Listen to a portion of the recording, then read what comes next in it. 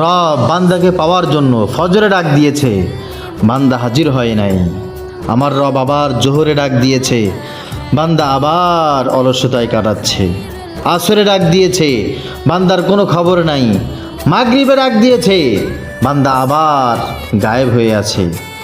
এশার নামাজে রব সব কিছু বলে আবার ডাক দিয়েছে, আয় গোলাম আমার কদমে সেজদা দে, আমি তোর জন্য অপেক্ষা করছি। বান্দা তখন হাজির হয় নাই। আল্লাহ পাক রব্বুল আলামিন তারপরেও বান্দাকে মুহুর্মুহু তার দিকেই ডাকছে। বান্দা এর পরেও ভুল স্বীকার করে যদি এক কদম অগ্রসর হয়, বান্দার দিকে রব 2 কদম অগ্রসর হয়ে যায়। যদি কোনো বান্দা রবের দিকে হেঁটে হেঁটে আসতে থাকে, রব তার দিকে দৌড়ে দৌড়ে গিয়ে হাজিরা দেয়। বান্দাকে শুধু কাছে ডাকে, আয় বান্দা আমার কাছে ফিরে আয়। হে রব, তোমার বান্দা তোমার কাছে ফিরে এসেছে, আমাদেরকে ফিরিয়ে দিও না, আমাদেরকে তোমার গোলাম বলে স্বীকার করে নাও।